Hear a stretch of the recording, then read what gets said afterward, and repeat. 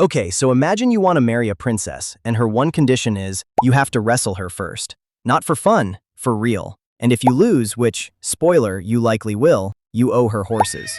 I mean, a lot of horses. That's not a movie pitch. That's just Tuesday for a 13th century Mongol princess named Khutulun, and she never lost. Not once. To anyone. So quick context. Khutulun's the great-great-granddaughter of Genghis Khan, which honestly already sounds like a must-be-tough starter pack. Her dad's a Mongol prince. She's got like 14 brothers, and apparently she's out here beating most of them in wrestling matches too. For fun, as a kid. By the time she's an adult, she's not just fighting for sport, she's riding into actual battle with her father's army. Historians describe her charging into enemy lines and, quote, snatching men off their horses like she's picking apples. That's the vibe we're working with here. So then it's time for her to get married, which, fine, normal royal stuff. Except she says no arranged marriage, thank you. Instead, she sets up this deal. Any suitor can try to win her hand, but first, you gotta wrestle her. Winner takes the marriage. Loser hands over horses. And guys line up. Like, actually line up. Some accounts say over 100 suitors tried. 100!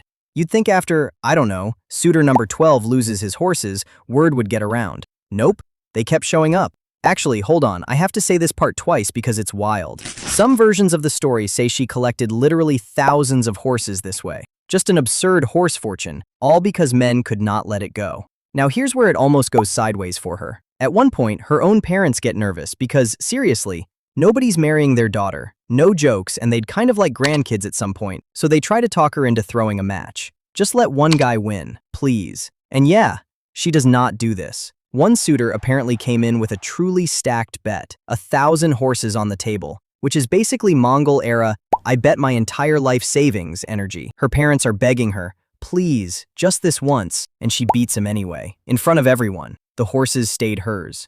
So how does this end? Not with some tragic, she never married twist. She actually does get married eventually, but on her own terms, to a guy she picked herself, not someone who beat her.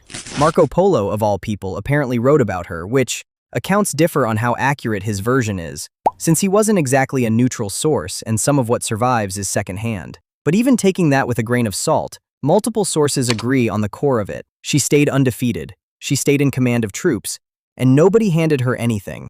So yeah, next time someone tells you arranged marriage stories from history are all sad and passive, just remember there was a woman out here running an entire horse-based wrestling gauntlet and absolutely cleaning house. If you're into stuff like this, the "wait, why have I never heard of her?" stories, that's genuinely the whole channel. Stick around. There's a lot more of these lined up.